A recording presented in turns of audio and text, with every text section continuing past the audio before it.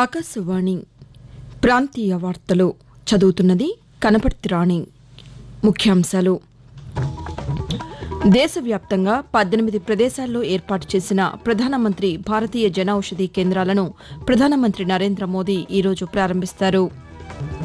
ఆంధ్రప్రదేశ్లో 500 ఆధునిక బయోగ్యాస్ కేంద్రాలను రిలయన్స్ సంస్థ ఏర్పాటు చేయనుందని ముఖ్యమంత్రి నారా చంద్రబాబు నాయుడు వెల్లడించారు. ఆంధ్రప్రదేశ్ శాసనసభ బడ్జెట్ సమావేశాలు ఈ రోజు నుండి తిరిగి ప్రారంభం కానున్నాయి. జార్ఖండ్లో తొలిదశ శాసనసభ ఎన్నికలకు సంబంధించిన పోలింగ్ మరికొద్దిసేపట్లో ప్రారంభం కానుంది. ప్రయాణికుల రద్దీ దృష్ట్యా ఈరోజు తిరుపతి నుంచి సికింద్రాబాద్కు దక్షిణ మధ్య రైల్వే ప్రత్యేక రైలును నడుపుతుంది. వార్తల వివరాలు: దేశవ్యాప్తంగా 18 ప్రదేశాల్లో ఏర్పాటు చేసిన ప్రధానమంత్రి భారతీయ జనౌషధి కేంద్రాలను ప్రధానమంత్రి నరేంద్ర మోదీ ఈరోజు దృశ్య మాధ్యమం ద్వారా ప్రారంభించనున్నారు. పీఎంబీజేకే ప్రత్యేక కేంద్రాల ద్వారా ప్రజలకు అందుబాటులో ధరల్లో నాణ్యమైన ఔషధాలను కేంద్ర ప్రభుత్వం అందించనుంది. సమాజంలోని అన్ని వర్గాల వారికి నాణ్యమైన ఔషధాలు అందుబాటులో ఉండేలా చూడటం ఈ పథకం యొక్క ముఖ్య ఉద్దేశం. ఈ కార్యక్రమంలో భాగంగా తెలంగాణలోని కాచిగూడ రైల్వే స్టేషన్లో ఏర్పాటు చేసిన జనౌషధి కేంద్రాన్ని ప్రధానమంత్రి నరేంద్ర మోదీ ప్రారంభిస్తారు. రైల్వే స్టేషన్లో జరిగే కార్యక్రమంలో కేంద్ర బొగ్గు గనుల శాఖ మంత్రి జి కిషన్ రెడ్డి పాల్గొంటారు. ఆంధ్రప్రదేశ్లో 500 ఆధునిక బయోగ్యాస్ కేంద్రాలను రిలయన్స్ సంస్థ ఏర్పాటు చేయనుందని ముఖ్యమంత్రి నారా చంద్రబాబు నాయుడు వెల్లడించారు. అమరావతిలోని రాష్ట సచివాలయంలో ముఖ్యమంత్రి సమక్షంలో రాష్ట పరిశ్రమల శాఖ, రిలయన్స్ సంస్థలు నిన్న అవగాహన ఒప్పందం కుదుర్చుకున్నాయి.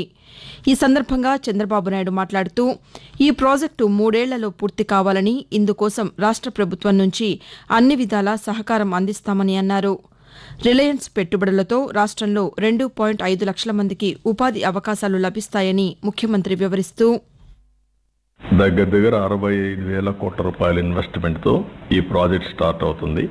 Direct indirect employment 2,50,000.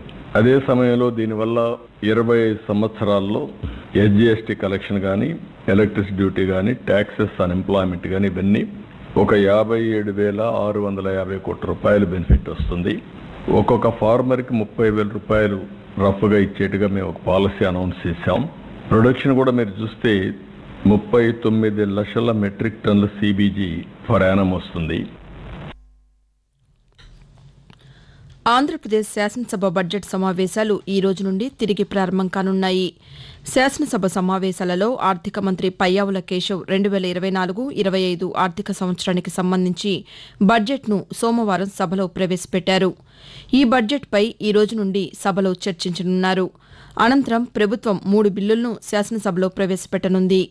2కి మించి పిల్లలు ఉన్నవారు స్థానిక సంస్థల్లో పోటీకి అనర్హులు అన్న నిబంధన తొలగిస్తూ పంచాయతీరాజ్, మున్సిపల్ చట్టాల్లో సవరణ చేయనున్నారు. అలాగే ప్రభుత్వ ఉద్యోగుల సర్వీసు సవరణ బిల్లును ప్రవేశపెట్టనున్నారు. 2023-24కి సంబంధించి కాగ్ నివేదికను సభ్యులకు అందజేస్తారు. ఈ బడ్జెట్ సమావేశాలు ఈ నెల 22వ తేదీ వరకు కొనసాగుతాయి. జార్ఖండ్లో తొలిదశ శాసనసభ ఎన్నికలకు సంబంధించిన పోలింగ్ మరికొద్దిసేపట్లో ప్రారంభం కానుంది. తొలిదశలో ఈ రోజు 43 నియోజకవర్గాలకు పోలింగ్ జరుగుతుంది. వీటితో పాటు రాజస్థాన్లో 7 స్థానాలకు, పశ్చిమ బెంగాల్లో 6, అస్సాంలో 5, బీహార్లో 4, కర్ణాటక 3, మధ్యప్రదేశ్, సిక్కింలలో 2 స్థానాలకు చొప్పున, ఛత్తీస్గఢ్, గుజరాత్, కేరళ, మేఘాలయ రాష్ట్రాల్లో 1 స్థానం చొప్పున ఎన్నికలు జరుగుతాయి. అలాగే కేరళలో వైనాడు పార్లమెంటు స్థానానికి ఉప ఎన్నిక ఈ రోజు జరుగుతుంది. సామాజిక మాధ్యమాల్లో మహిళలను వేధించేలా పోస్టులు పెట్టడం, ప్రచారం చేయడం మెంటల్ వైలెన్స్, మానసిక హింసగా పరిగణించాలని భారతీయ జనతా పార్టీ ఆంధ్రప్రదేశ్ అధ్యక్షురాలు దగ్గుబాటి పురంధేశ్వరి పేర్కొన్నారు. విజయవాడలోని పార్టీ కార్యాలయంలో ఆమె నిన్న పాతికేయులతో మాట్లాడుతూ ఉద్దేశపూర్వకంగా దుష్ప్రచారం చేసే వారిపై సైబర్ క్రైమ్ కింద ఫిర్యాదు చేస్తామని అన్నారు. బాధితులకు మానసిక స్థైర్యాన్ని కలిగించేలా సెమినార్లు నిర్వహిస్తామని ఆమె పేర్కొంటూ, మహిళల పట్ల జరుగుతున్నటువంటి దురాచారాలు, అదేవిధంగా సోషల్ మీడియాలో ఏవైతే వార్తలు వస్తాయో వారిని కొంచెం మానసికంగా కుంగదేసే విషయాలు ఏవైనా సరే మెంటల్ వైలెన్స్ కింద పరిగణించడం జరుగుతుంది. సైబర్ క్రైమ్ కింద వీటిని పరిగణిస్తూ ఏ విధంగా వాటిని ట్యాకిల్ చేయాలి అనేటువంటి అంశాల మీద టెక్నాలజికల్ సపోర్ట్ మహిళా ప్రజాప్రతినిధులకు ఇస్తూ వారి ఆత్మస్థైర్యాన్ని పెంచేటువంటి ఒక సహకార కార్యక్రమం కూడా కామన్వెల్త్ నిర్వహిస్తుంది. ఆకాశవాణి ప్రాంతీయ వార్తలు వింటున్నారు.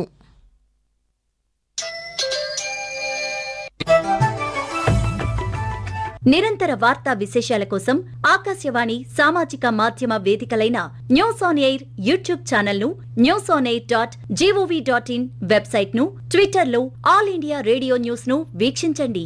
తెలుగు ప్రాంతీయ వార్తా విశేషాల కోసం ఆకాశవాణి న్యూస్ విజయవాడ మరియు Akashvani news Visakhapatnam YouTube channels ను వీక్షించండి.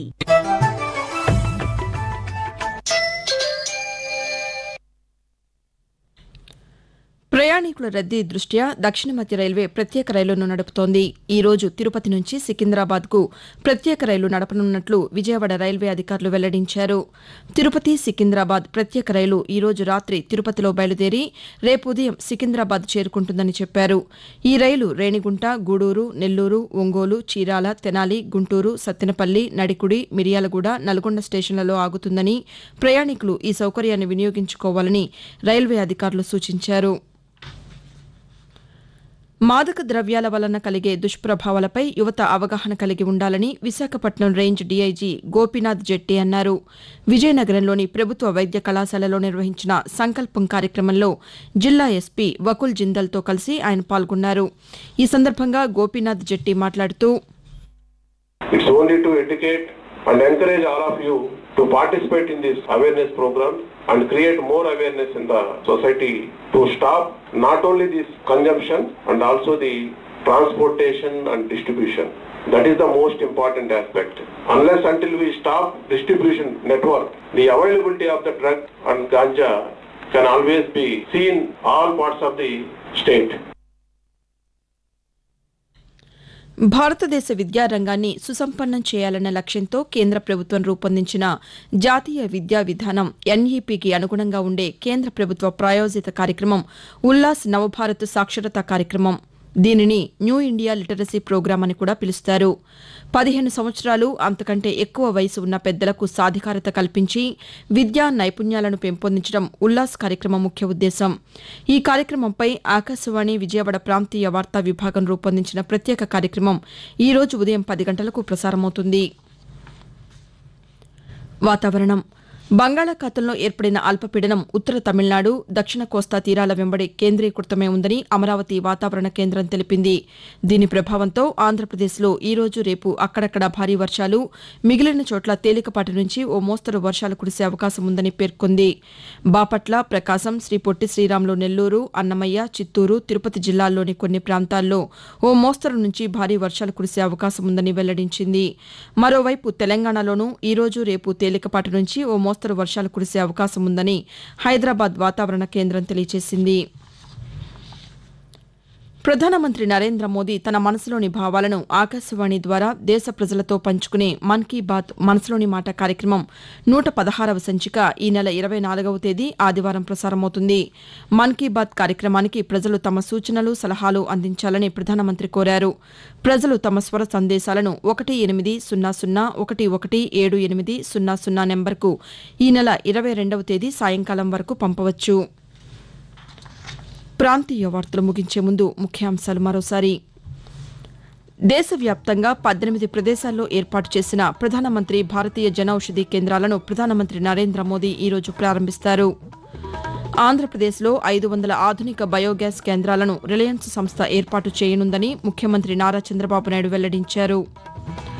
ఆంధ్రప్రదేశ్ శాసనసభ బడ్జెట్ సమావేశాలు ఈ రోజు నుండి తిరిగి ప్రారంభం కానున్నాయి. జార్ఖండ్లో తొలిదశ శాసనసభ ఎన్నికలకు సంబంధించిన పోలింగ్ మరికొద్దిసేపట్లో ప్రారంభం కానుంది.